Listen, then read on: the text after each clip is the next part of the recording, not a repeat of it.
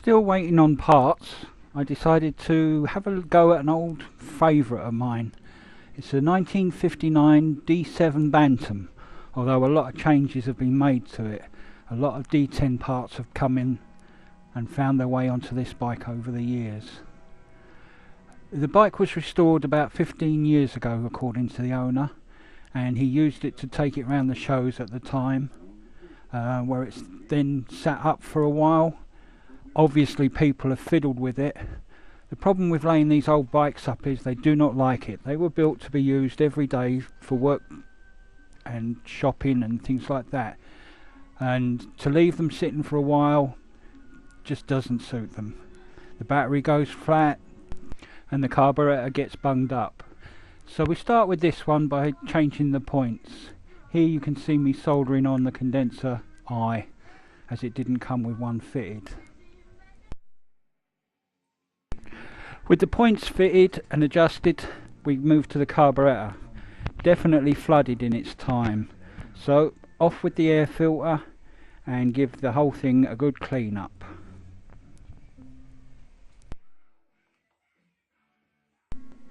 The rebuild kit you now get from Amel has been upgraded to include a modernised float system. Instead of having to move the jet seat in the casting, the new float and needle are adjustable. A bit like the Japanese bikes, you have the little tab that can be moved, making life a lot easier, and hopefully with the nitrile tipped needle on the float it should seal a lot better in the float chamber. So basically I shall take this apart, give it a real good clean, blow all the jets out and build it back together with this rebuild kit. So we start off with just cleaning up the actual body of the carburetor, getting rid of all the old crud on the outside, just to make things look like they've been worked on really.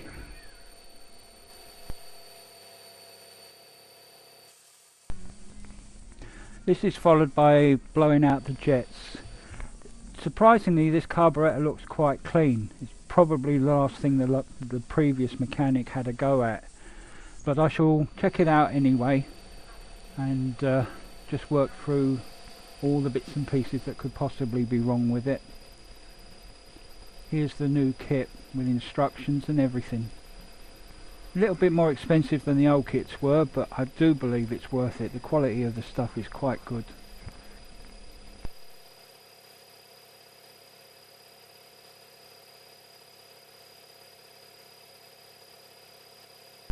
Even a new main needle. Anyway, sorting the stuff out, we methodically work through the kit. You get a new air screw with it, but with no O-ring for it for some reason. So take out the old screws, give them a clean, put the new screws in, replace the O-ring with one in stock.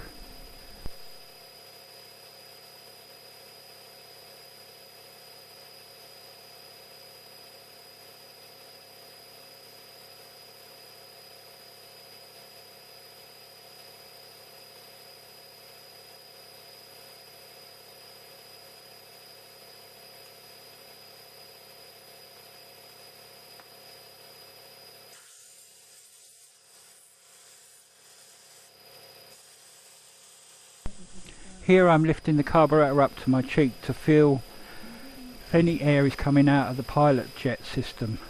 The cheek is quite sensitive, so it will pick up any sort of blast of air coming out of the carburetor orifice. That's a good word.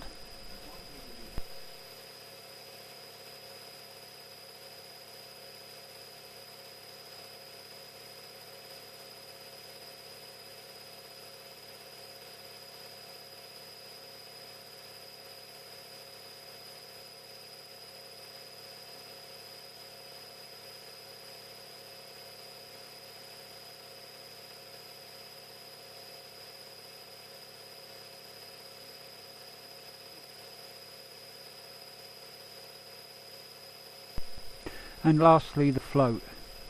Remove the old one with its needle and put in the new one. I should have taken a still picture of this. and I just didn't even think about it, so sorry for that, but it is nice.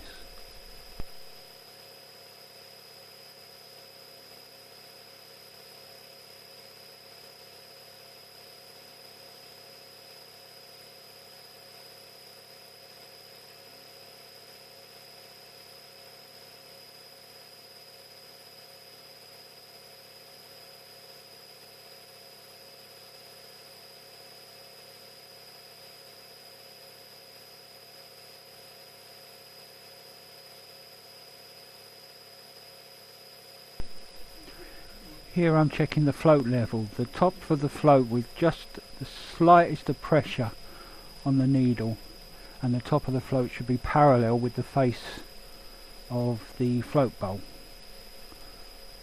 In this case it was quite close. And for some reason here I decided to try and put the float bowl on back to front. Even after all the times I've done these carburetors, you can still make mistakes.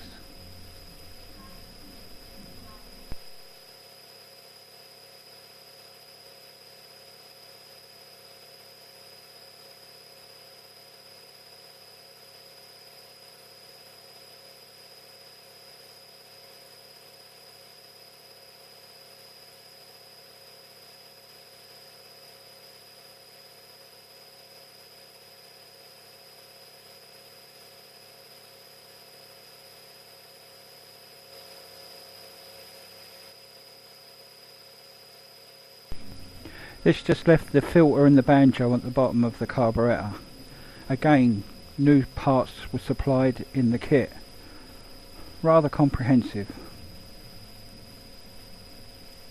And lastly, that's me checking if the float needle is sealing properly. And a little bit of reshaping on the air filter flange.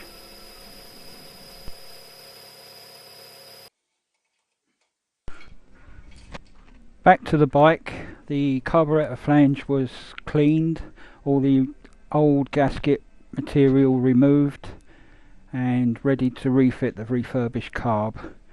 The heat spacer was given a touch of gasket goo, again put on sparingly just to make sure everything goes okay.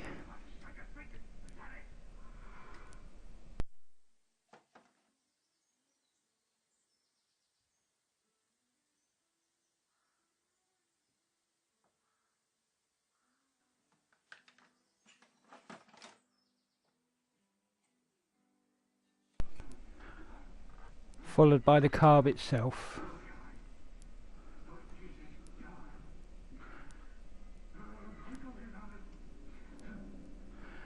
After screwing the cap into place, the slide was checked and the choke slide was checked.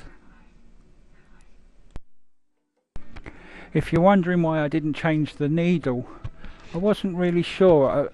I have a vague memory that the 2-stroke and the 4-stroke needles are different, and as I didn't have any part numbers or anything on the needle that came in the kit, I'd rather stick with the original until something is wrong.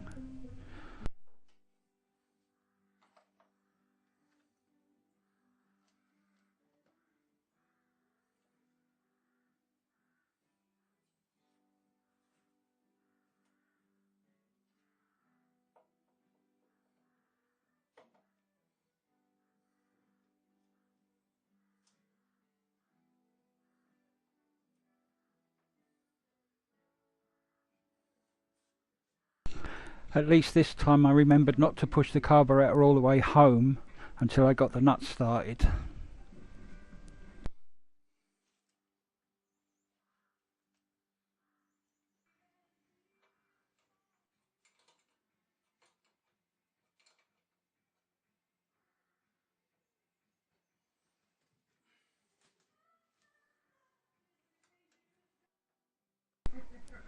The paper air filter was replaced with the wire mesh cloth type that can be washed. I'm not a great fan of the paper type. I think they soak up the flooding petrol and gradually get saturated.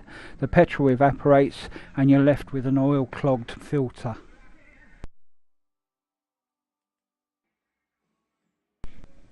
Next problem, wiring. As you can see from these photographs, someone's had a go. They've used these car accessory plastic bullets.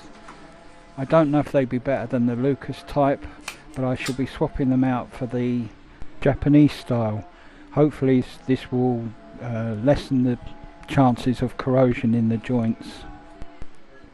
A common problem with the early Lucas type wiring looms.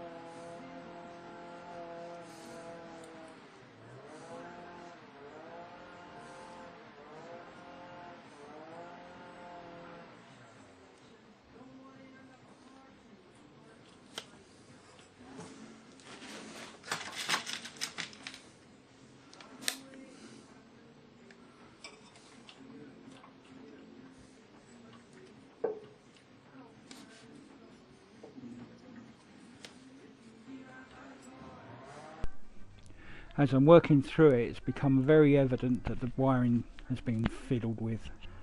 They've taken power to the horn and the rear brake light from the lighting switch, and they obviously bypassed the switch in the headlamp to achieve this. The earth wire to the coil doesn't seem to go anywhere at the moment, and you've got this, a selenium plate rectifier. I thought they did away with these in the 1930s. Anyway, that's it for now. Thanks for watching.